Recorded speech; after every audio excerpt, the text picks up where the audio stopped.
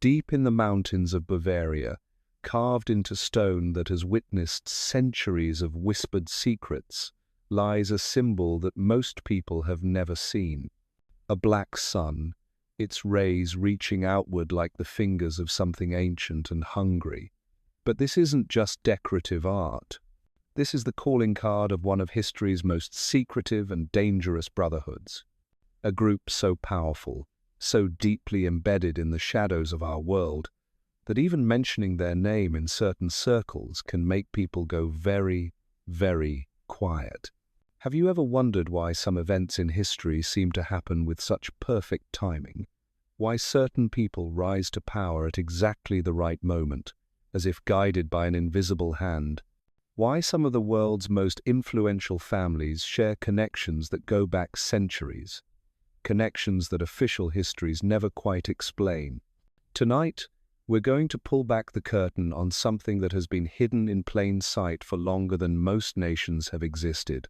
This isn't just another conspiracy theory. This is about documented meetings, real symbols carved in real stone, and a philosophy that has shaped world events in ways that would shock you if you knew the full truth. Because what I'm about to show you isn't speculation. It's pieced together from leaked documents, archaeological discoveries, and testimonies from people who were brave enough to speak before they disappeared from public view entirely. The black sun isn't just a symbol, it's a signature, a mark left behind by those who believe they are destined to guide humanity from the shadows. And once you understand what you're looking for, you'll start seeing their fingerprints everywhere. On buildings you walk past every day, in the logos of companies you buy from, in the very architecture of cities designed to channel something far older and far more calculating than most people could imagine. But here's what makes this truly unsettling. This brotherhood doesn't recruit members. Members are chosen. And they've been choosing for over 800 years, building something that spans continents, infiltrates governments, and operates according to a calendar that most of us don't even know exists. They don't need to control everything. They only need to control the right things at the right moments. What you're about to discover will change how you see the world around you. Because once you understand the true scope of their influence, once you recognize their symbols and decode their methods, you'll realize that so much of what we call coincidence is actually coordination. So much of what we call chaos is actually carefully orchestrated design. And the most chilling part? They're not hiding anymore. The symbols are becoming more visible. The meetings are happening more frequently. The signs are everywhere for those who know how to read them. Which means whatever they've been building toward for all these centuries, we're getting close to the moment when their work finally comes to light. So let me ask you this. Have you ever felt like there's something happening just beneath the surface of ordinary life? Something that connects the dots between events that seem unrelated. Something that explains why certain patterns keep repeating throughout history, why the same names keep appearing in different eras, why some secrets never seem to come to light no matter how many people try to expose them. If you have, then you're already sensing what investigators have been tracking for decades. The presence of a force that doesn't announce itself but leaves traces. Traces that, when you learn to recognize them, reveal a network so vast and so patient that it makes other secret societies look like amateur clubs. The Black Sun Brotherhood operates on a principle that most people can't comprehend. They think in centuries, not years. They plant seeds that won't bloom until generations have passed. They position their people not where power is visible, but where power flows. And they've been doing this since before most modern nations even existed, building towards something that only they fully understand. This is the story of how a medieval order evolved into a modern shadow network, how ancient rituals became cutting-edge psychological operations, how symbols carved in stone became digital codes embedded in systems you use every day, and most importantly, how a philosophy born in the Dark Ages has shaped the modern world in ways that would terrify you if you understood the full scope of their influence. What we're dealing with isn't just history. It's an ongoing operation that has never stopped, never slowed down, never revealed its ultimate purpose. An operation that has survived the rise and fall of empires, the Industrial Revolution, 2 world wars, and the digital age. Not because they're lucky, but because they're patient. Not because they're hidden, but because they've learned to hide in plain sight. The evidence is scattered across centuries, buried in archives that most people will never access, coded in languages that most people can't read. But when you piece it together, when you follow the trail of symbols and connections and carefully timed events, a pattern emerges. A pattern that reveals not just what they've done, but what they're preparing to do next. And that preparation is accelerating. The symbols are appearing more frequently. The meetings are happening more openly. The people who try to investigate too deeply are finding doors that used to be merely locked are now sealed permanently, which means we're approaching something they've been building toward for a very long time.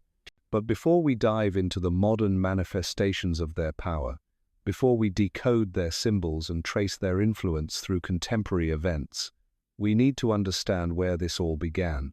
Because the Black Sun Brotherhood didn't emerge from nowhere. It grew out of something much older, much more primal, and much more dangerous than most people realize. Their origin story isn't found in any mainstream history book. It exists in fragments, scattered across monastery records that were never meant to be public, carved into stones that were never meant to be found, and preserved in rituals that were never meant to be witnessed by outsider eyes. But those fragments, when assembled correctly, tell a story that explains not just who they are, but why they've been so successful at staying hidden while wielding enormous influence. The year was 1189. Europe was in chaos. The Third Crusade was bleeding armies dry. The Holy Roman Empire was fracturing. The Church was struggling to maintain authority over increasingly rebellious populations. It was in this chaos that a group of knights, scholars, and mystics gathered in a location that official records claim never existed. They came together not to serve any existing power structure, but to create something entirely new. They called themselves the Custodes Solis Nigri, the guardians of the Black Sunday, and their founding principle was revolutionary for its time. They believed that true power came not from ruling openly, but from guiding events from positions where they could see everything while remaining invisible themselves. They weren't interested in thrones or crowns. They wanted something far more valuable. They wanted to control the flow of information, the movement of resources, and the timing of historical events. Their first symbol was simple, a black circle surrounded by rays that curved in ways that seemed to defy geometric logic. To most people, it looked like a decorative solar motif, but to those who understood its deeper meaning, it represented something much more profound. The idea that true illumination comes not from light, but from understanding darkness. That real power operates not through force, but through influence. That the most effective control is the kind that people don't realize is happening. They established their first stronghold in a monastery that existed on no official maps, built into a mountain that locals avoided for reasons they couldn't quite articulate. There, they began developing the techniques that would define their operations for centuries to come. Cryptography that made their communications invisible to outsiders. Psychological methods that allowed them to influence people without those people realizing they were being influenced. And most importantly, a recruitment system that identified individuals who possessed the right combination of intelligence, ambition, and moral flexibility. But their true innovation wasn't technical, it was philosophical. Unlike other secret societies that focused on accumulating wealth or achieving political power, the Black Sun Brotherhood understood that the most effective control comes from shaping how people think. If you can influence what information people receive, how they interpret that information, and what conclusions they draw from it, you don't need armies or treasuries. You have something far more powerful. You have the ability to guide human behavior at the most fundamental level. This is why their early operations focused not on kings and generals, but on scribes and scholars. Not on battlefield victories, but on controlling which stories got written down and which got forgotten. Not on seizing territory, but on positioning themselves where they could observe and influence the people who made decisions that affected entire populations. They developed what they called the doctrine of invisible guidance. The idea that the most effective leaders are the ones whose leadership is never recognized as such. They didn't want to be kings. They wanted to be the advisors who whispered in the ears of kings. They didn't want to own the banks. They wanted to be the clerks who kept the records that determined how money flowed. This philosophy of invisible guidance became their greatest weapon, but it also created their greatest challenge. How do you maintain control over an organization whose very purpose is to remain unseen? How do you ensure loyalty among people who are trained to manipulate and deceive? How do you pass down knowledge and authority through generations without leaving traces that enemies can follow? Their solution was brilliantly simple and terrifyingly effective. They created what they called the reflection protocol. Every member existed in pairs, though the pairs never knew each other's identities. One operated in the light, building a public reputation, accumulating visible wealth and influence. The other remained in shadow, watching, recording, and when necessary, eliminating threats to the Brotherhood's secrecy.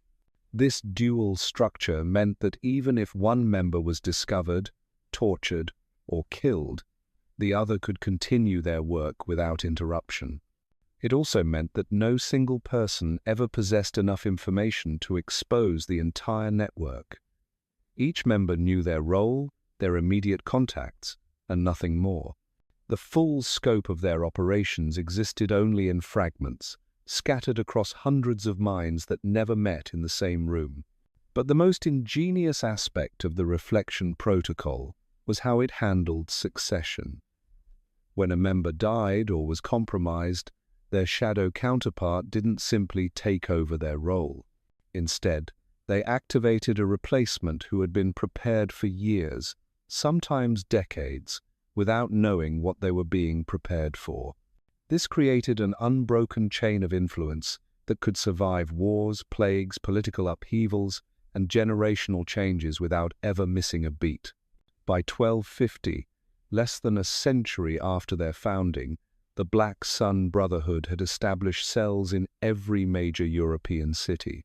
But unlike other organizations that expanded through conquest or conversion, they grew through what they called strategic positioning.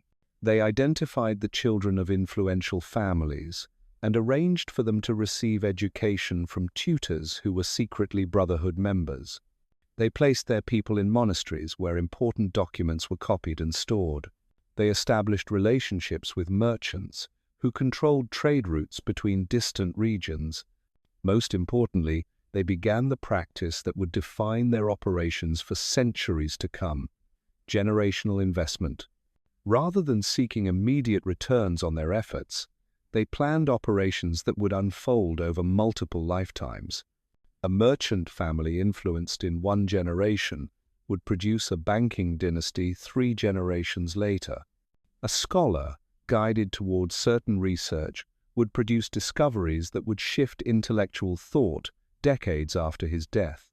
A noble house, maneuvered into strategic marriages, would eventually place their descendants on thrones they never knew they were destined to occupy. This long-term thinking gave them an enormous advantage over their rivals. While other groups focused on immediate gains and suffered the consequences of short-sighted decisions, the Black Sun Brotherhood built influence that compounded across centuries. They didn't need to win every battle because they were fighting a war that their enemies didn't even know was happening. Their record-keeping system reflected this temporal approach. Instead of maintaining traditional archives that could be discovered and destroyed, they developed what they called living documents. Information was encoded in the patterns of garden designs, in architectural details of buildings they commissioned, in the genealogies of families they guided. A cathedral's floor plan might contain the blueprint for a financial operation that wouldn't activate for 200 years. A family coat of arms might include symbols that served as passwords for accessing resources that had been hidden for generations. This distributed storage system meant that even if their enemies discovered some of their secrets, they would never find all of them. More importantly, it ensured that future generations of Brotherhood members could access the accumulated knowledge and resources of their predecessors, even if direct communication had been impossible for decades. But their true genius lay in how they handled information warfare. Long before the term existed, the Black Sun Brotherhood understood that controlling what people believe is more powerful than controlling what people do. They didn't need to force compliance if they could shape perception. They didn't need to suppress opposition if they could redirect it toward targets that served their purposes. They developed techniques for what they called narrative architecture, the practice of constructing stories that would influence how people interpreted events, even events that hadn't happened yet. They would plant rumors about economic conditions months before those conditions materialized, ensuring that when the predicted changes occurred, people would credit the sources of the original rumors with prophetic insight. They would spread stories about political figures that seemed unimportant at the time, but would become devastating when those figures rose to prominence years later. Most insidiously, they learned to create controlled opposition. Rather than trying to suppress ideas that threatened their interests, they would infiltrate the groups promoting those ideas and gradually steer them toward conclusions that actually served Brotherhood purposes. Revolutionary movements would find their leadership mysteriously replaced by people who advocated for changes that appeared radical but actually strengthened existing power structures. Reform movements would achieve symbolic victories that satisfied public demand for change while leaving the fundamental systems untouched. This technique proved so effective that by the 14th century, they had essentially achieved something unprecedented in human history. They had created a situation where opposing them was nearly impossible, because opposition movements inevitably became tools for advancing their agenda. Every revolution strengthened their position. Every reform created new opportunities for influence. Every attempt to expose their activities generated chaos that allowed them to consolidate power while appearing to be victims of persecution. The Black Death provided them with their first major test of this system. When the plague swept through Europe between 1347 and 1351, killing an estimated one-third of the population, most institutions collapsed or barely survived. The Church lost credibility as prayers proved ineffective against disease. Governments fell as nobles died, and administrative systems broke down. Trade networks dissolved as entire cities were abandoned. But the Black Sun Brotherhood not only survived the plague, they used it to dramatically expand their influence. Their distributed structure meant that the loss of members in one region didn't affect operations in others. Their long-term planning meant they had resources hidden away that could be accessed when traditional supply chains collapsed. Most importantly, their understanding of narrative architecture meant they could shape how people interpreted the disaster in ways that served their purposes. They spread stories that blamed the plague on moral corruption, positioning themselves as the guardians of ancient wisdom who had predicted such consequences. They promoted theories that the disease was punishment for abandoning traditional values, then presented themselves as the keepers of those traditions. When desperate populations demanded explanations and solutions, Brotherhood members emerged from the shadows as wise advisors who seemed to understand forces that baffled everyone else. By the time the plague ended, they had achieved something remarkable. A disaster that had destroyed most existing power structures had actually strengthened their position. They had gained influence over surviving noble families, established relationships with emerging merchant classes, and positioned their people in key roles within religious institutions that were rebuilding their authority. They had turned catastrophe into opportunity through careful preparation and skillful manipulation of public perception. But their greatest achievement during this period wasn't tactical, it was strategic. They had proven that their system could survive and thrive regardless of external circumstances. Wars, plagues, economic collapses, and political upheavals became opportunities rather than threats. This realization led them to a profound shift in their approach. Instead of simply adapting to historical changes, they began actively creating the conditions that would generate the changes they wanted. This transition from reactive to proactive operations marked the beginning of what historians would later call the Renaissance, though they would never recognize the invisible hand that guided many of its defining characteristics. The Black Sun Brotherhood didn't create the Renaissance, but they shaped it in ways that served their purposes while appearing to serve the broader cause of human advancement.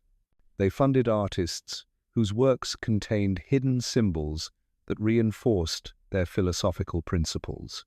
They supported scholars whose research led to discoveries that challenged existing authorities while creating new forms of knowledge that they could control. They influenced the development of printing technology, ensuring that they could disseminate information more effectively while also monitoring what others were publishing. Most significantly, they began the practice that would define their modern operations: systemic integration. Instead of operating as outsiders who influenced existing institutions, they began embedding themselves so deeply within those institutions that they became indistinguishable from the legitimate power structures they were manipulating. This integration was so thorough that by the end of the 15th century, many of their members probably didn't fully realize they were part of a secret organization. They had been raised from childhood within families that followed Brotherhood principles. They had been educated in schools that taught Brotherhood philosophies as if they were standard academic subjects. They had built careers within institutions that operated according to Brotherhood objectives, while appearing to serve created anew conventional purposes. This kind of secrecy, instead of hiding their activities, they made their activities appear so normal, so obviously beneficial, that questioning them seemed unreasonable. Their influence became invisible not because it was concealed, but because it had become the background reality against which everything else was measured. And this is where their story becomes truly disturbing. Because what they achieved by 1500 was essentially a prototype for something much larger and much more comprehensive. They had demonstrated that it was possible to guide human civilization in predetermined directions while making those directions appear to be natural, inevitable, and beneficial. They had created a system of control so sophisticated that the people being controlled would defend it as freedom. But this was just the beginning. The techniques they developed during their first 3 centuries of operation would eventually be scaled up, technologically enhanced, and applied to entire continents. The philosophical principles they established in medieval monasteries would eventually shape modern political systems, economic theories, and social movements. The symbols they carved in stone would eventually be embedded in digital networks that connect billions of people. What started as a small group of knights and scholars hiding in a Bavarian mountain would eventually become something that touches every aspect of contemporary life. And the most unsettling part is that most people living under their influence have no idea it exists, because it has become so thoroughly integrated into the fabric of modern civilization that questioning it would require questioning reality itself. But to understand how they achieved this level of integration, we need to examine one of their most brilliant innovations, something they called the mirror method. While other secret societies operated through secrecy and exclusion, the Black Sun Brotherhood learned to hide through multiplication. They would identify successful institutions, study their structures and methods, and then create parallel organizations that appeared to serve opposite purposes while actually advancing the same agenda. When banking houses began accumulating power through financial manipulation, the Brotherhood established both the banks that lent money and the religious orders that preached against usury. When universities started shaping intellectual thought, they founded competing schools that appeared to champion different philosophies while actually teaching complementary aspects of the same underlying worldview. When trading guilds began controlling commerce, they created both the guilds that regulated trade and the revolutionary movements that opposed guild authority. This approach gave them something unprecedented in the history of secret organizations. No matter which side won any given conflict, they won. Every debate strengthened their position because they controlled both sides of the argument. Every revolution served their purposes because they had shaped both the forces of change and the forces of resistance. The mirror method also solved another critical problem that had destroyed previous secret societies: internal conflicts. When your members believe they represent opposing viewpoints, they're less likely to unite against the leadership. When your organization appears to contain natural checks and balances, people don't look for artificial ones. When your structure mirrors the legitimate institutions around it, investigation becomes nearly impossible because there's nothing obviously suspicious to investigate. By the early 1600s, this system had become so sophisticated that they were able to orchestrate what appeared to be completely unrelated events across multiple continents. The 30 Years' War wasn't just a religious conflict between Catholics and Protestants. It was a carefully managed restructuring of European power that allowed Brotherhood members to acquire territories, resources, and influence, while appearing to be victims of circumstances beyond their control. They had learned to weaponize chaos. Instead of seeking stability, they created controlled instability that allowed them to reshape social structures according to their long-term objectives. A war would eliminate inconvenient rulers while elevating their allies. An economic crisis would bankrupt their rivals while concentrating wealth in institutions they controlled. A plague would disrupt existing hierarchies while creating opportunities for their members to assume leadership roles in the reconstruction. But their most devastating weapon was something they called temporal compression, the practice of accelerating historical processes that would normally unfold over centuries, forcing societies to adapt so rapidly that people couldn't recognize the artificial nature of the changes they were experiencing. They would simultaneously introduce new technologies, promote social movements, manipulate economic conditions, and orchestrate political crises in ways that created overwhelming pressure for immediate transformation. Populations facing multiple simultaneous challenges would accept solutions that they would have rejected under normal circumstances. Leaders dealing with cascading emergencies would grant authorities and resources that would have been unthinkable during peaceful times. This technique proved so effective that by 1650, they had essentially rewritten the rules governing how human societies develop and change. Instead of gradual evolution guided by natural forces and organic needs, they had created a system of managed transformation that could produce predetermined outcomes within predetermined timeframes. The English Civil War, the rise of mercantilism, the development of modern banking, and the emergence of scientific rationalism weren't separate historical phenomena. They were coordinated components of a comprehensive social engineering project that was designed to create the conditions necessary for their next phase of expansion. And that next phase was truly audacious. They had proven they could control individual nations and regional conflicts. Now they wanted to demonstrate that they could orchestrate global transformation. The colonization of the Americas provided them with the perfect laboratory for testing techniques that would eventually be applied worldwide. They didn't directly organize the voyages of exploration, but they ensured that the right people had access to the right information at the right times. They didn't finance the colonial expeditions, but they influenced the economic conditions that made such financing necessary and profitable. They didn't write the charters that established colonial governments, but they shaped the legal theories that those charters were based on. Most importantly, they used the colonial period to perfect their techniques for managing cultural integration. How do you merge different populations with different languages, religions, and social structures into unified systems that serve your purposes? How do you eliminate traditional authorities without creating martyrs? How do you introduce new belief systems without triggering defensive reactions? The answers they developed in places like Virginia, Massachusetts, and New Amsterdam became the blueprint for social engineering projects that would eventually be implemented on every continent.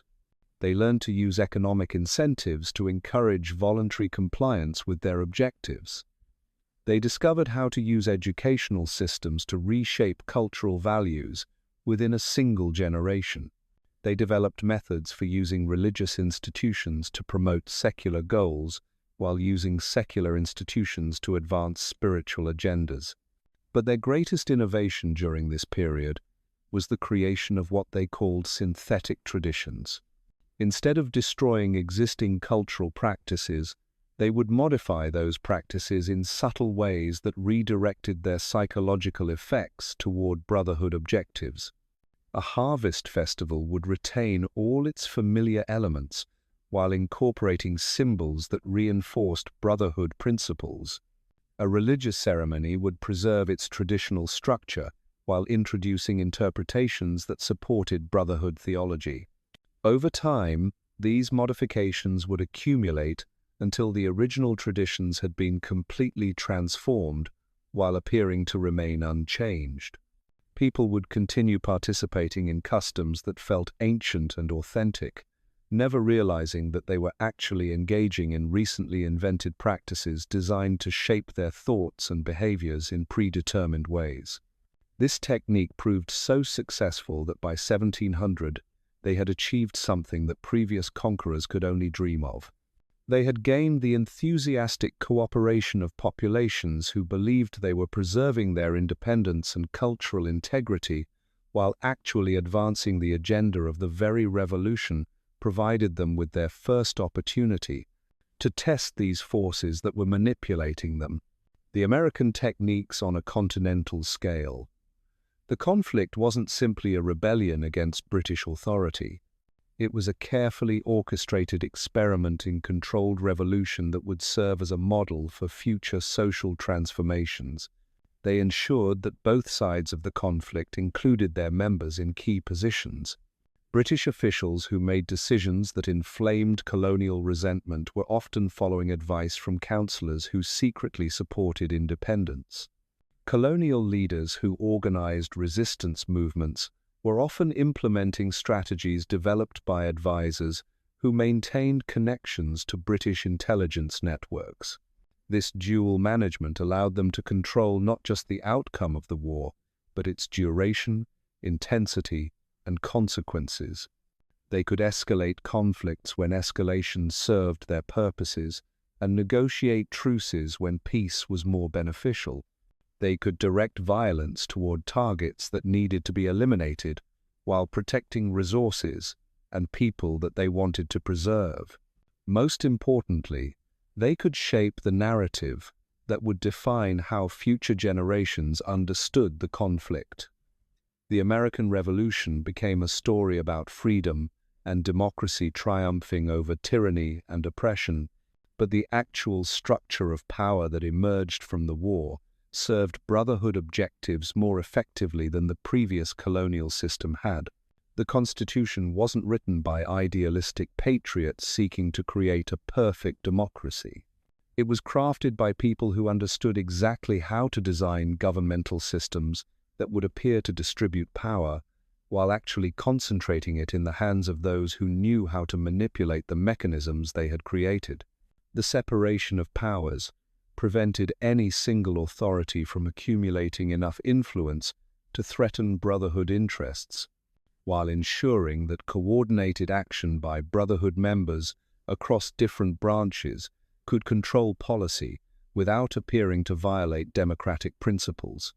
The federal structure allowed them to experiment with different approaches in different states while maintaining unified direction through institutions that operated above the state level. The Bill of Rights guaranteed freedoms that made people feel protected from government overreach, while creating legal frameworks that could be reinterpreted to justify virtually any action that served Brotherhood purposes. The economic system encouraged individual initiative and innovation, while channeling the results of that initiative toward institutions that served collective Brotherhood objectives. Within 50 years of the revolution, this system had produced exactly what they had designed it to produce. A population that believed it lived in the freest society in human history, while actually participating in one of the most comprehensively managed social experiments ever attempted. Americans celebrated their independence while unknowingly advancing an agenda that had been developed in European monasteries centuries before their nation existed. But the American experiment was just the beginning. The techniques they had perfected in North America would soon be applied to the industrial transformation of Europe, the colonization of Africa and Asia, and eventually the development of global communication and transportation networks that would allow them to coordinate activities across every inhabited continent simultaneously. The French Revolution, the Napoleonic Wars, the abolition of slavery, the unification of Germany and Italy, the expansion of democratic governments, and the emergence of modern capitalism weren't separate historical developments. They were coordinated phases of a comprehensive restructuring project that was designed to create the social, economic, and political conditions necessary for their ultimate objective. And that objective was something that no previous secret society had ever attempted. Not just control over specific territories or populations, but the creation of a unified global civilization that would operate according to principles they had established, while believing those principles represented natural human progress and enlightenment. The industrial age provided them with tools that their medieval predecessors could never have imagined. Steam power allowed them to move people, resources, and information faster than ever before. Telegraph networks enabled real-time coordination across vast distances. Mass production techniques made it possible to disseminate identical materials to millions of people simultaneously. But they understood that technology alone wasn't sufficient.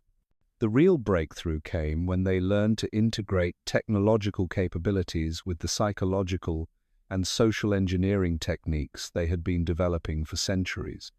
They didn't just use new technologies to enhance their existing methods. They redesigned their entire approach to take advantage of possibilities that only existed in an industrial context.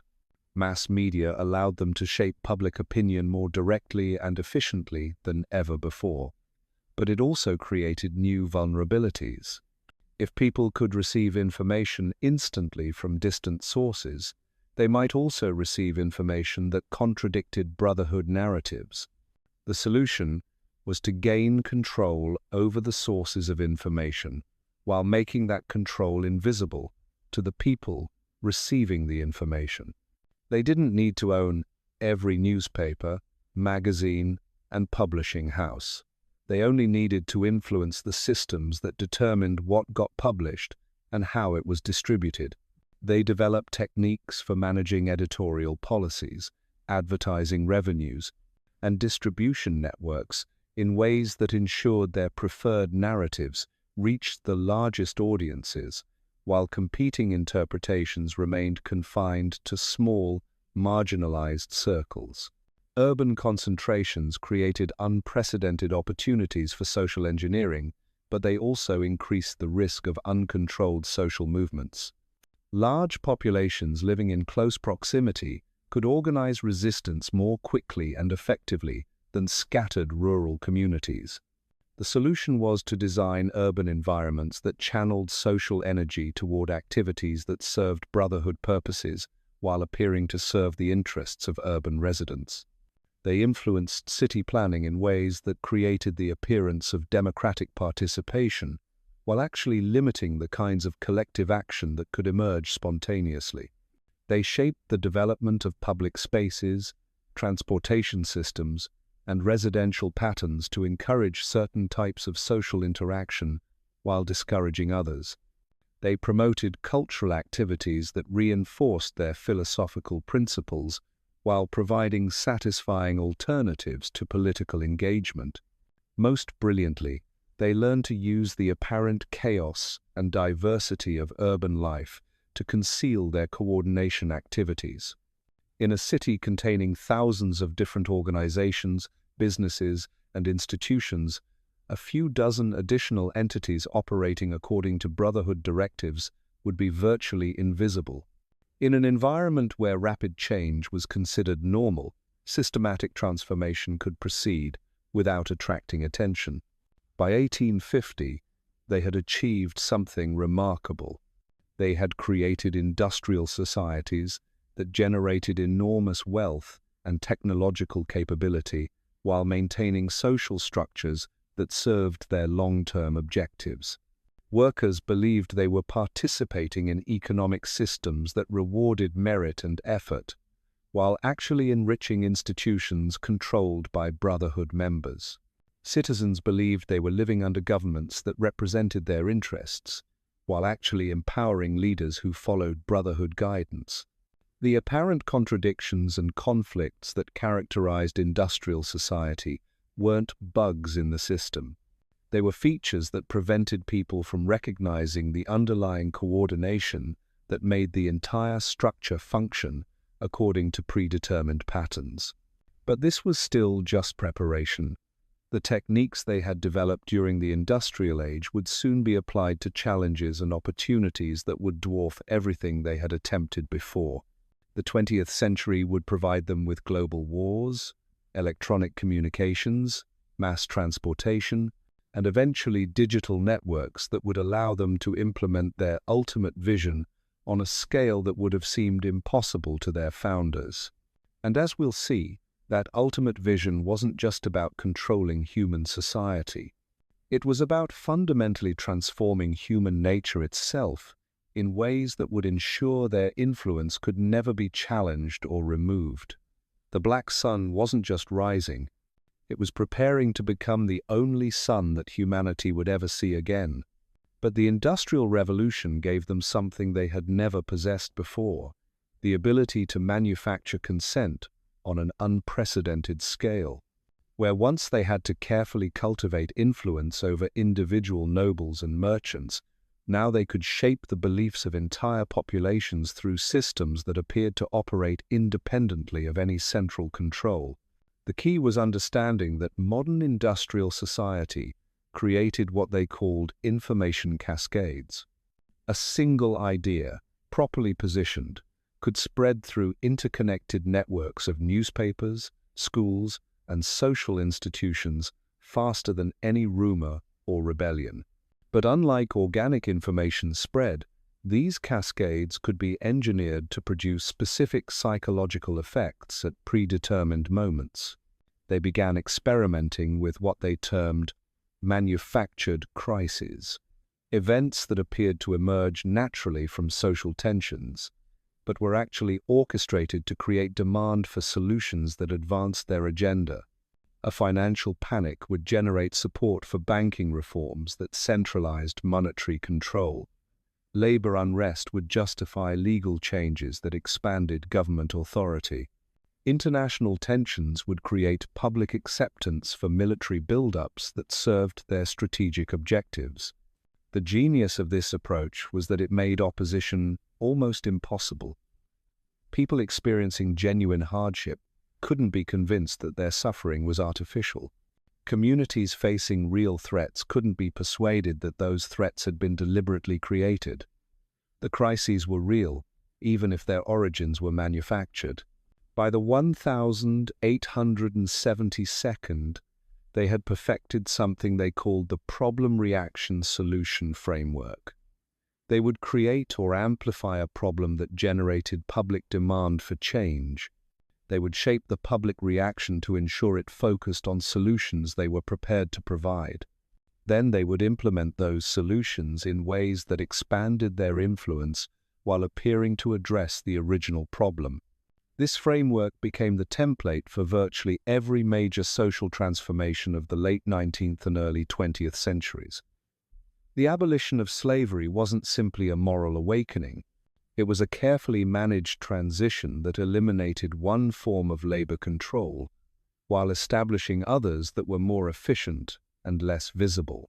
The expansion of democratic governments wasn't just popular demand for representation.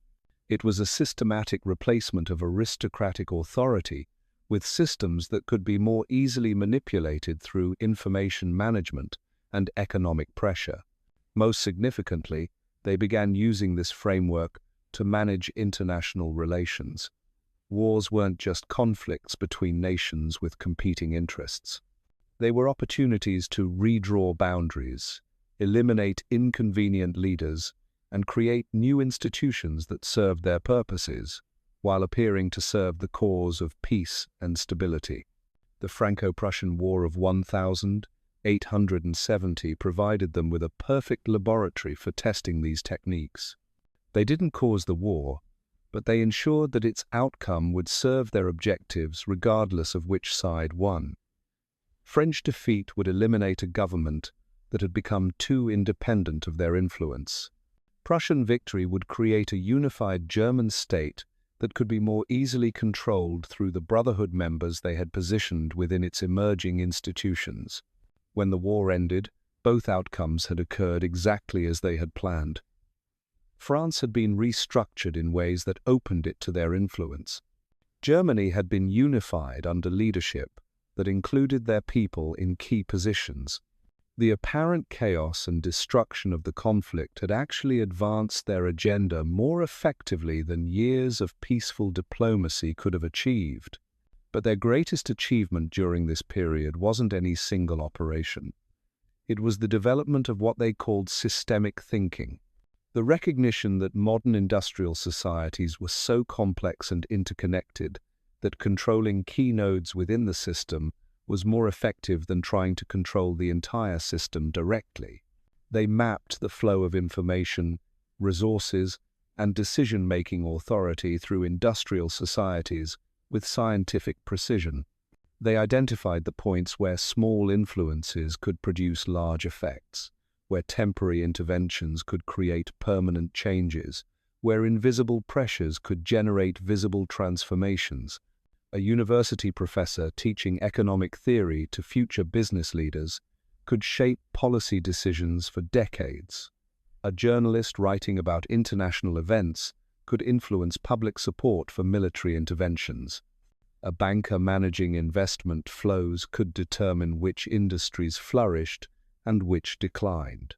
A government advisor crafting legislation could redirect social development for generations.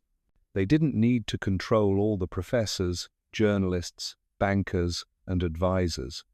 They only needed to influence the ones positioned at critical nodes within the information and decision-making networks. A few dozen people in the right positions could guide the behavior of millions who never realized they were being guided. This node-based approach solved several problems that had limited their previous operations. It required fewer people, reducing the risk of exposure. It produced more predictable results because they could model how influences would propagate through known network structures. Most importantly, it was nearly impossible to detect because the influences appeared to emerge naturally from the normal functioning of legitimate institutions. By 1900, they had essentially solved the fundamental challenge that had confronted every secret society in history. How do you maintain power without revealing that you possess it? Their solution was to embed their power so deeply within the structure of modern civilization that removing it would require dismantling civilization itself. This embedding process accelerated dramatically during the first half of the 20th century, as two world wars provided them with unprecedented opportunities to restructure global society according to their specifications. The wars weren't accidents or inevitable results of international tensions. They were the most ambitious social engineering projects ever attempted, designed to eliminate obsolete political structures and create new ones that would serve their purposes more effectively. World War I wasn't just a conflict between European powers. It was a controlled demolition of the old aristocratic order that had become too independent of their influence.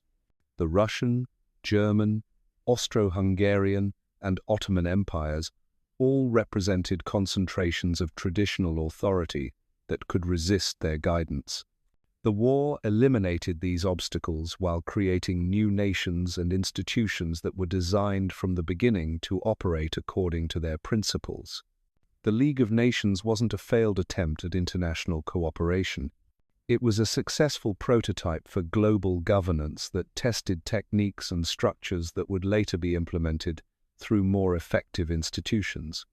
The economic chaos of the 1922nd and 1932nd wasn't the result of market failures or policy mistakes.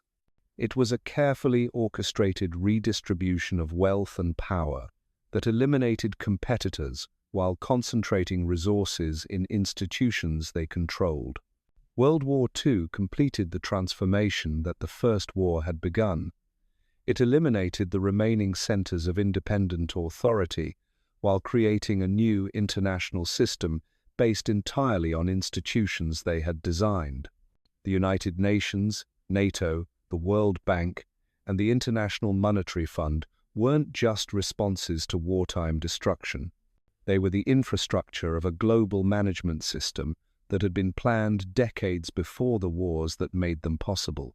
But their greatest achievement during this period wasn't institutional. It was psychological.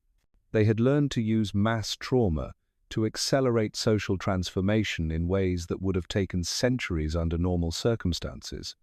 Populations experiencing existential threats would accept changes they would have rejected during peaceful times. Communities facing survival challenges would adopt new beliefs, values, and behaviors without questioning their origins or implications. The wars provided them with trauma on an unprecedented scale, but they also provided them with new technologies for managing the psychological effects of that trauma. Radio broadcasting allowed them to deliver coordinated messages to millions of people simultaneously. Film production enabled them to create shared emotional experiences that reinforced their preferred narratives. Mass education systems gave them the ability to shape how entire generations understood history, science, and social organization. By 1950, they had achieved something that would have seemed impossible to their medieval founders. They had created a global civilization that operated according to their principles, while believing those principles represented natural human progress and enlightenment. The apparent diversity and conflict that characterized the post-war world concealed an underlying coordination that guided development toward their predetermined objectives. The Cold War wasn't a genuine ideological conflict between capitalism and communism. It was a managed competition that allowed them to test different approaches to social organization while maintaining unified control over global development. Both sides of the conflict included their members in key positions, ensuring that regardless of which system appeared to win specific battles, The overall trajectory of human civilization would continue following their guidance. The space race, nuclear proliferation, decolonization, and the emergence of international corporations weren't separate historical phenomena. They were coordinated components of a transformation project designed to create the technological capabilities and social structures necessary for their next phase of expansion. And that next phase was truly revolutionary. They had proven they could control human societies through institutional manipulation and information management. Now they wanted to demonstrate that they could control human evolution itself through direct intervention in biological and psychological development processes. The development of electronic media gave them tools that previous generations could never have imagined. Television broadcasting allowed them to deliver visual and auditory stimuli directly into homes, creating shared experiences that could be precisely calibrated to produce specific emotional and cognitive effects. The apparent entertainment value of these programs concealed their actual function as behavior modification systems operating on a continental scale. They didn't need to force people to watch television. They only needed to ensure that the programs people chose to watch contained the subliminal elements necessary to guide psychological development toward their objectives. A comedy show could reinforce social hierarchies while providing satisfying emotional release. A news program could shape political opinions while appearing to provide objective information. A dramatic series could model behavioral patterns while delivering engaging storytelling.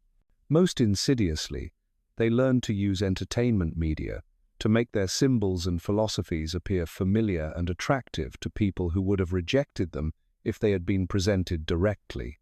A corporate logo containing Brotherhood imagery would seem friendly and trustworthy because it resembled symbols that had appeared in beloved films and television shows. A political candidate promoting Brotherhood objectives would seem reasonable and charismatic because their rhetoric echoed themes that had been reinforced through years of media exposure.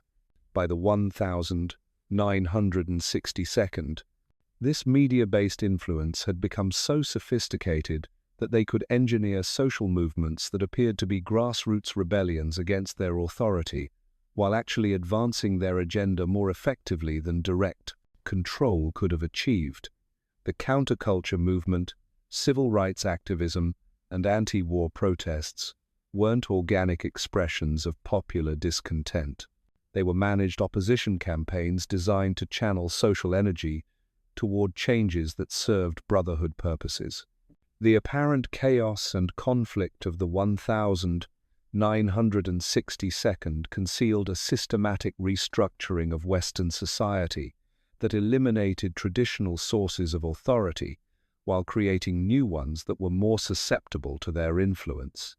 Religious institutions lost credibility and membership, but spiritual seeking increased in ways that made people more receptive to Brotherhood philosophies. Government authority was challenged and diminished, but bureaucratic power expanded in areas that served their objectives. Traditional family structures were disrupted, but new social networks emerged that were more easily monitored and manipulated. The sexual revolution, drug culture, and youth rebellion weren't symptoms of social breakdown. They were controlled experiments in behavior modification that tested techniques for managing human psychological development on a mass scale. The apparent liberation and self-expression of the era actually produced populations that were more predictable and controllable than the previous generation had been. But their most significant achievement during this period was something that remained completely invisible to the populations experiencing it. They had learned to use generational turnover to accelerate social transformation beyond anything that had been possible through traditional methods. Instead of waiting for gradual cultural evolution, they could produce fundamental changes in values, beliefs, and behaviors within a single generation by controlling the information environment that shaped young people's psychological development. The children who grew up during the 1962nd and 972nd, weren't just exposed to different ideas than their parents. They were subjected to carefully designed psychological conditioning that rewired their basic cognitive and emotional responses in ways that made them more susceptible to Brotherhood influence throughout their entire lives. These effects weren't temporary or superficial. They were permanent alterations in neural development that would persist across decades and be transmitted to subsequent generations through both biological and cultural mechanisms. By 1980, they had created something unprecedented in human history, a population that had been neurologically modified to respond to their guidance while believing it was exercising free will and independent judgment. The apparent individualism and rebelliousness of the generation that had experienced the cultural revolutions of the 1962nd concealed a deeper conformity to patterns that served Brotherhood objectives more effectively than traditional authoritarian control could have achieved. This psychological engineering project became the foundation for everything that would follow. The digital revolution, globalization, and the emergence of information-based economies weren't natural technological developments. They were the implementation of systems that had been designed to take advantage of the neurological modifications that had been produced in previous generations. The personal computer revolution put Brotherhood-controlled information processing systems directly into homes and offices around the world. The Internet connected those systems into networks that could be monitored and influenced from central locations. Social media platforms created environments where behavior modification techniques could be applied continuously and individually calibrated to produce optimal effects in specific users. But the most sophisticated aspect of this digital transformation was how it made surveillance and control appear to be empowerment and liberation. People eagerly adopted technologies that monitored their location, recorded their communications, and analyzed their behavior because those technologies provided genuine benefits and conveniences that improved their daily lives. The same systems that gave people access to unlimited information also gave the Brotherhood unlimited access to information about those people. The same networks that enabled global communication also enabled global coordination of influence operations. The same platforms that allowed individuals to express themselves and connect with others also allowed behavior modification programs to operate with unprecedented precision and effectiveness. By 2000, they had achieved their ultimate objective. They had created a global civilization that functioned as a single, integrated system designed to serve their purposes while appearing to serve the interests and desires of the people who participated in it. The apparent diversity, competition, and conflict that characterized modern life concealed an underlying coordination that guided human development toward predetermined objectives with scientific precision. The terrorist attacks, financial crises, pandemic responses, and social upheavals of the early 21st century weren't random events or natural disasters. They were controlled experiments in global crisis management that tested techniques for coordinating behavioral responses across entire populations simultaneously. Each crisis provided opportunities to expand their influence while appearing to respond to urgent threats that required immediate action. The digital surveillance systems implemented in response to security threats weren't temporary emergency measures. They were permanent infrastructure for monitoring and influencing human behavior on a species-wide scale. The economic policies adopted during financial emergencies weren't short-term solutions to immediate problems. They were long-term restructuring programs designed to concentrate wealth and power in institutions they controlled. Most significantly, the social distancing and digital isolation protocols implemented during health emergencies weren't just medical interventions. They were behavior modification programs that tested techniques for managing human social interaction through technological mediation rather than physical proximity.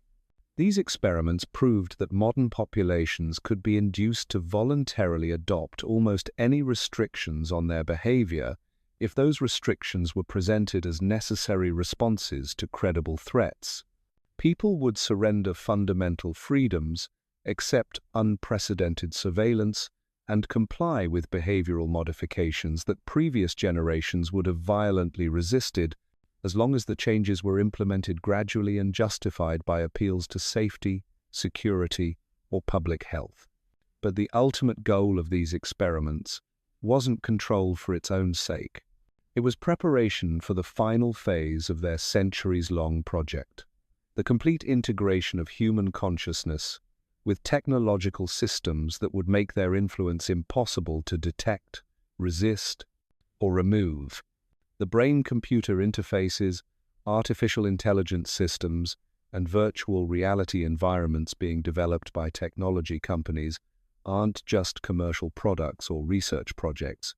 They are the infrastructure for a form of human-machine integration that will eliminate the distinction between external influence and internal thought, between artificial guidance and natural decision-making. When human minds are directly connected to information networks controlled by Brotherhood systems, the very concept of independent thought will become obsolete. People won't be influenced to adopt Brotherhood objectives. They will experience those objectives as their own spontaneous insights and preferences. They won't be controlled by external authorities. They will be guided by what they perceive as their own enhanced cognitive capabilities. This technological integration will complete a transformation that began over 8 centuries ago in a hidden monastery in the Bavarian mountains. The black sun that was once carved in stone will become the organizing principle of human consciousness itself, invisible because it will be indistinguishable from the enhanced intelligence that people will believe represents their own evolutionary advancement. And once that integration is complete, the Brotherhood will no longer need to operate in secret. Their influence will be so thoroughly embedded in the structure of human consciousness that questioning it will be literally unthinkable. The symbols that once had to be hidden will become the foundation of a new form of awareness that experiences their guidance as enlightenment, their control as liberation, their objectives as humanity's own deepest aspirations. The black sun isn't rising anymore. It has become the only light by which enhanced human consciousness will be able to see. And in that light, everything that once seemed like manipulation and control will appear to be wisdom and freedom. But this transformation isn't complete yet. The final integration is still being implemented, still being tested, still being refined, which means there's still time to recognize what's happening, still time to understand the true nature of the systems that are reshaping human consciousness, still time to choose whether to participate in this transformation or resist it. The question is, now that you know what you're looking at, now that you can recognize their symbols and understand their methods, what are you going to do with that knowledge? The choice you make in the next few moments will determine not just what you believe about the world around you, but how you'll experience reality itself as this final transformation accelerates around us. Because what we're witnessing isn't just the end game of an 800-year plan. It's the moment when that plan shifts from influencing human behavior to actually rewiring human perception at the neurological level. The technologies being rolled out right now, the ones being marketed as convenience tools and entertainment platforms, contain embedded systems that most users will never detect. These aren't just apps and devices. They're psychological conditioning environments that operate through what the Brotherhood calls cognitive harmonization, the process of gradually aligning individual thought patterns with predetermined templates until the distinction between personal opinion and programmed response disappears entirely. Your smartphone isn't just tracking your location and contacts. It's monitoring your attention patterns emotional responses, and decision-making rhythms to build a psychological profile so detailed that it can predict your choices before you're consciously aware you're making them. The social media algorithms aren't just showing you content you'll find engaging. They're delivering precisely calibrated stimuli designed to guide your mental development toward states that make you more receptive to specific forms of influence. The streaming services aren't just providing entertainment. They're implementing what researchers call narrative therapy on a global scale, using storytelling techniques to reshape viewers' fundamental beliefs about reality, authority, and human nature. The news feeds aren't just reporting current events. They're constructing shared psychological experiences that prepare entire populations to accept changes that would have seemed impossible just months earlier. But here's what makes this phase different from everything they've done before. The previous centuries of their operations required them to work around human psychology, to manipulate existing mental patterns in ways that served their purposes. Now they're moving beyond manipulation to direct modification. Instead of influencing how people think, they're changing how people are capable of thinking. The brain imaging technologies being developed in research laboratories aren't just diagnostic tools. They're mapping systems that identify the neural pathways responsible for independent judgment, critical analysis, and resistance to authority. The pharmaceutical interventions being promoted for mental health aren't just treating symptoms. They're chemically altering brain function in ways that make populations more compliant and less capable of recognizing when they're being influenced. The educational reforms being implemented in schools around the world aren't just updating curricula for the modern economy. They're redesigning learning processes to produce graduates whose cognitive development has been shaped from childhood to process information in ways that serve brotherhood objectives. Children aren't just learning different subjects. They're developing different kinds of minds. This, the current generation exhibits, is why behavioral patterns that previous generations find incomprehensible. It's not just cultural change or generational differences. It's the result of systematic neurological modification that has produced brains that function according to different principles than the ones their parents and grandparents developed with. The young people who seem addicted to digital devices aren't just displaying poor self-control. They're exhibiting the effects of technologies that were designed to create psychological dependencies that make users more susceptible to external guidance. The students who can't concentrate without constant stimulation aren't just showing shortened attention spans. They're demonstrating the success of conditioning programs that have trained their minds to require external input in order to function. The workers who accept surveillance and monitoring that previous generations would have violently opposed aren't just being practical about economic necessities. They're displaying the psychological effects of modifications that have altered their fundamental relationship to privacy and autonomy. The citizens who voluntarily surrender freedoms in exchange for convenience and security aren't just making rational trade-offs. They're following programming that has redefined their basic understanding of what freedom means. But the most disturbing aspect of this transformation is how it makes itself invisible to the people experiencing it. The modified minds don't recognize that they've been modified because the modification process includes alterations to the neural systems responsible for self-awareness and critical evaluation. People experiencing cognitive harmonization feel more intelligent, more informed, and more capable of making good decisions than ever before, even as their actual capacity for independent thought diminishes. This is the Brotherhood's masterpiece of psychological engineering, a form of control that feels like empowerment, a type of limitation that presents itself as enhancement, a kind of mental imprisonment that seems like intellectual liberation. The people being transformed believe they're becoming smarter, more connected, and more enlightened, while actually becoming more predictable, more manipulable. and more dependent on the very systems that are reshaping their consciousness. The global events of the past few years weren't just responses to crises and emergencies. They were field tests of these cognitive modification systems operating at planetary scale.